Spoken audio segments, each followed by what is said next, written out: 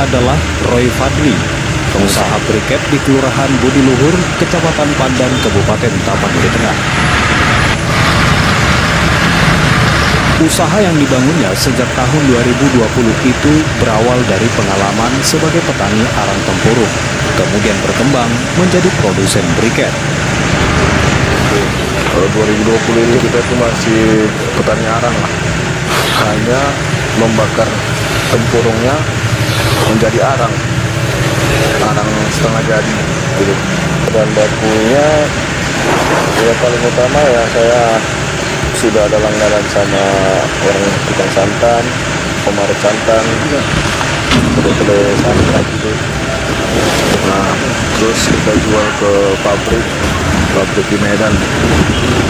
Saya pelan-pelan membangun, membeli mesin giling, membuat mesin pengayak, mesin cetak, dan alhamdulillah sekarang saya sudah mempunyai mesin walaupun kapasitasnya belum mencukupi, tapi anggota untuk Sibolga ataupun daerah-daerah terdekat, insya Allah kita sudah bisa.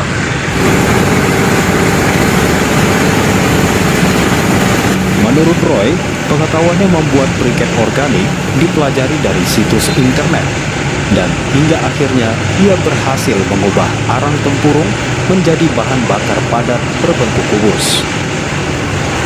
Jadi pada saat itu saya dapatlah ide bahwasanya tempurung isi itu bisa menjadi arang briket.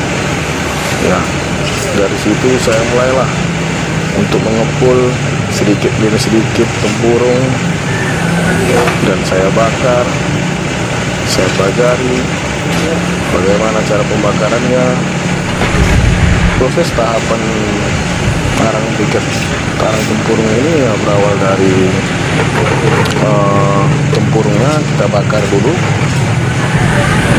Setelah itu, setelah pembakaran masuk ke dalam mesin pengayak, diayak agar arang dan abu terpisah. Setelah diayak itu masuk ke mesin penggilingan. Setelah digiling masuk ke mixer, penyatuan arang yang sudah jadi tepung di mixer bersama perekatnya, terus masuk ke mesin pengadonan. Dari mesin pengadonan masuk ke mesin cetak.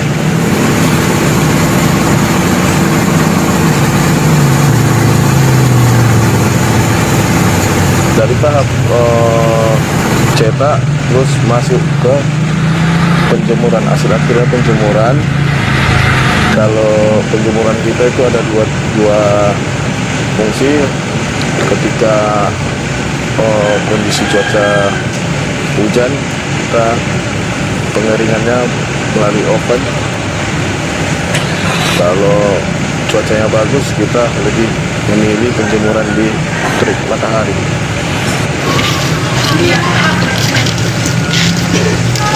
Dengan mempekerjakan 6 orang karyawan, PT Ataya Grup Mandiri milik pria berusia 34 tahun itu mampu memproduksi 200 hingga 300 kg briket per hari untuk dipasarkan ke beberapa kota di wilayah Sumatera Utara. Untuk sementara ini untuk Sibolga Tapkeng dan Kota Medan, yang paling banyak memang di Kota Medan. Tapi kalau saya rata-ratakan untuk sekarang ini kita untuk Sibolga Tapkeng sama Medan itu masih sekitar 3 ton satu bulan. Roy mengisahkan tidak mudah baginya untuk memasarkan briket arang tempurung, meski lebih ekonomis dan ramah lingkungan bila dibandingkan menggunakan arang kayu. Menembus pasar itu memang agak susah karena harga arang kita itu terbilang sedikit mahal dibandingkan dengan arang kayu, arang lain.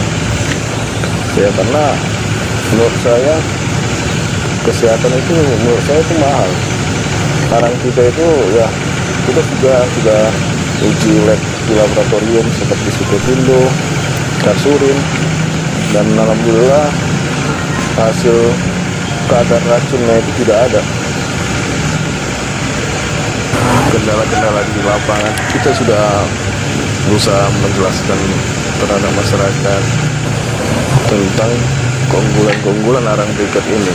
Kalau dipresentasikan dari nilai ekonomisnya, ini arang briket ini memang nampak kecil, tapi waktu tingkat panasnya itu dia lebih lama dan lebih panas gitu.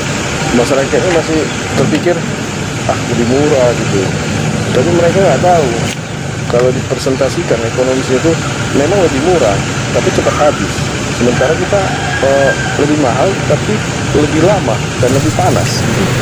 Kadar panasnya itu bisa dibilang setingkat batu bara. Makanya banyak orang bilang arang briket tempurung ini adalah pengganti batu bara.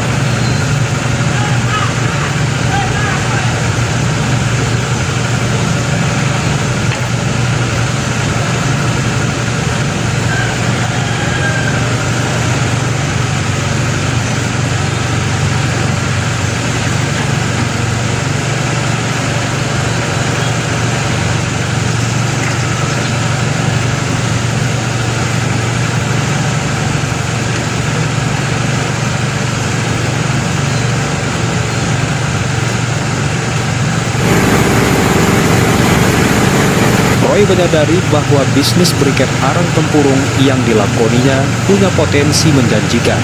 Ia berharap suatu saat bisa menjangkau pasar yang lebih luas.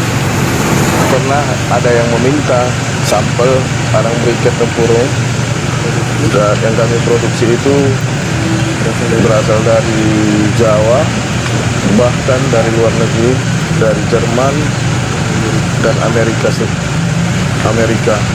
Walaupun sampai saat ini memang belum ada tindak lanjut, saya berharap segera ada jawaban untuk nantinya memenuhi pasar di Pulau Jawa bahkan di luar negeri. Kalau ada kamu udah nggak kamu ya? Apa itu udah mulai?